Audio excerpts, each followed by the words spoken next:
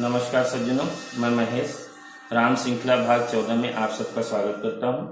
सज्जनों, पिछले अंक में हमने देखा कि किस तरह से भगवान श्री विष्णु ने नारद मुनि का अहंकार चूर किया और उनका कल्याण किया। सज्जनों, श्री रामचंद्र जी के जन्म के कई कारण हैं, उसमें से एक प्रमुख कारण नारद मुनि का श्राप भी है कि उन्होंने श्राप दिया था कि आप मनुष्य बनेंगे और पत्नी वियोग में दुखी होंगे। सज्जनों, भगवान जन्म की बहुत कथा अनंत है, इसके बारे में जितनी ही व्याख्या की जाए कम है। प्रभु श्री राम जन्म के कई कारण हैं और कई कारणों का जो सम्मिलित प्रभाव है वही जो है हम लोग देखते हैं प्रभु श्री राम जी के जन्म के रूप में। तो मित्रों, इसलिए हम इसे बहुत ज़्यादा विस्तृत कितना भी कर दें कम ही है। फिर भी अपनी तरफ से मैं प्रयास कर रहा हूँ जितना हो सके संक्षिप्त रूप से, समय का भी ध्यान रखते हुए आप सबको रुचिकर ढंग से प्रस्तुत करने का प्रयास कर रहा हूँ, क्योंकि हरि अनंत हरि कथा अनंता, कहीं सुनई बहु विधि सब संता। अर्थात श्री हरि अनंत हैं और उनकी कथा भी अनंत है। सब संत लोग उसे बहुत प्रकार से कहते सुनते हैं। श्री रामचंद्र जी के सुंदर चरित्र करोड़ कल्पों में भी गाए नहीं जा सकते। सज्जनों, प्रभु की महिमा का गुणगान जितना भी किया जाए कम है, इसलिए सुविधानुसार और सामर्थ्य अनुसार प्रभु गुणगान व सुमिरण अवश्य करते रहना चाहिए। कथा में आगे भगवान शिव माता पार्वती को बताते हैं स्वयं भूमनु और उनकी पत्नी शत्रुपा, जिनसे मनुष्यों की यह अनुपम सृष्टि हुई। इन दोनों के पति पत्नी धर्म और आचरण बहुत अच्छे थे। आज भी वेद इनकी मर्यादा का गान करते हैं। इन दोनों ने भी हजारों वर्षों तक भगवान विष्णु की कठिन तपस्या की। इनकी तपस्या से प्रसन्न होकर भगवान विष्णु ने वर मांगने को कहा, तो इन्होंने श्री विष्णु को पुत्र रूप में प्राप्त करने की इच्छा प्रकट की। तब श्री हरि ने कहा, ऐसा ही हो, अब तुम लोग मेरी आज्ञा मानकर देवराज इंद्र के स्वर्ग में वास करो। कुछ काल बीत जाने पर तुम अवध के राजा होंगे, तब मैं तुम्हारा पुत्र होऊंगा। यही मनु शत्रुपा आगे चलकर महाराज दशरथ और महारानी कौशल्या के रूप में भगवान के अवतार श्री राम के माता पिता बनते हैं। सज्जनों, अब हम रावण के एक और बहुत ही महत्वपूर्ण पूर्व जन्म की कथा पर चर्चा करने जा रहे हैं, जो प्रभु जन्म का कारण बनता है। एक कैकेयी देश था। वहाँ के राजा प्रताप भानु बड़े ही धर्मपरायण और न्यायप्रिय राजा थे। वह वेद में बताई उत्तम विधि से प्रजा का पालन करते थे। उनके राज्य में चारों ओर सुख शांति व्याप्त थी।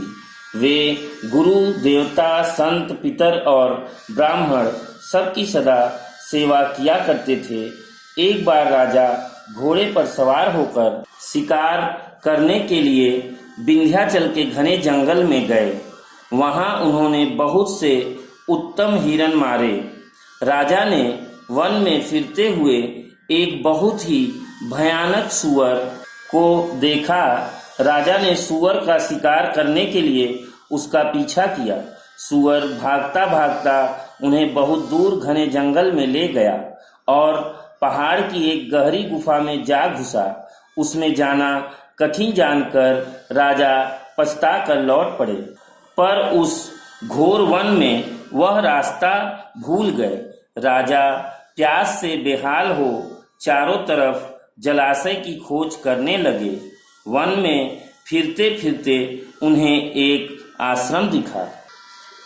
वहां कपट से मुनि वेश बनाए एक राजा रहता था, जिसका राज्य राजा प्रताप भानु ने छीन लिया था और जो सेना को छोड़कर युद्ध से भाग गया था।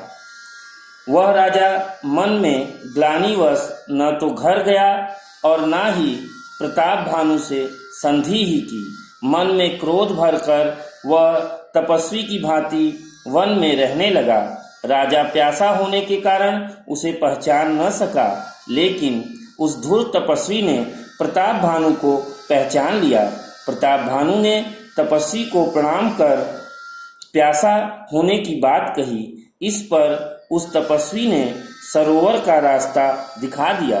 प्रताप भानु ने सरोवर में स्नान व जलपान किया, जिससे उनकी सारी थकान दूर हो गई। राजा जब तपस्वी के पास लौटे तो तपस्वी ने उनका परिचय पूछा। इस पर राजा ने स्वयं को प्रताप भानु राजा का मंत्री बताया और शिकार के दौरान राह भूलने की बात बताई।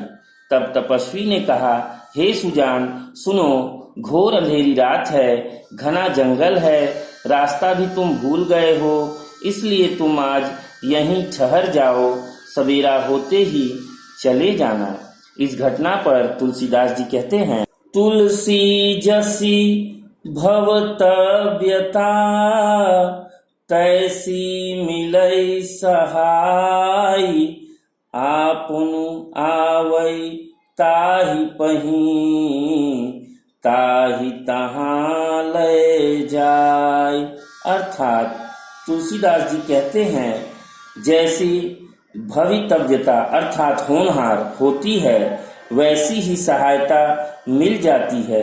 या तो वह आप ही उसके पास आती है या उसको वहां ले जाती है। सज्जनों, यहाँ राजा प्रताप भानु का आने वाला दुर्दिन ही वहां अपनी माया से ले गया, किंतु नियत के इस खेल को समझना साधारण जन के लिए कहाँ संभव है। सज्जनों, इसके आगे की कथा पर अगले अंक में विस्तार से चर्चा होगी। मित्रों, आज की कथा से हमें यह शिक्षा मिलती है, हरि अनंत हरि कथा अनंता, अर्थात हरि अनंत है, प्रभु परमात्मा की महिमा अनंत है और उनकी कथा भी अनंत है। उसे चाहे जितना कहा जाए कम है, जितना सुना जाए कम है।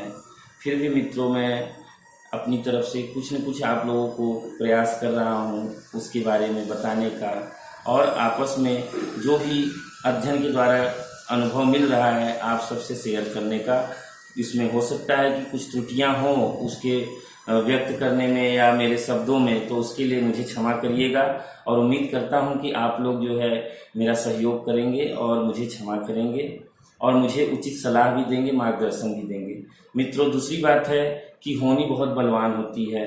जैसे तुलसीदास जी ने कहा कि भव्यता जो होती है वह होने वाली घटना निश्चित रूप से जो है हमारे कर्मों का फल हमें मिलता ही है किसी न किसी रूप में, या तो वो हमें जो परिस्थितियां जो होना है वो घटनाएं हमें अपने आप खींच के ले जाती। जैसे राजा प्रताप भानु का जो अनिष्ट होने वाला है उसके लिए घटनाएं अपने आप बन गई।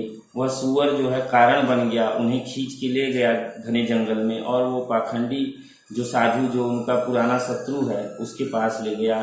सज्जनों, इस कथा में आगे की जो भी कथा है उस पर हम विस्तार से चर्चा अगले अंक में करेंगे। तब तक के लिए आप सबसे आज्ञा लेते हैं। नमस्कार, जय श्री राम।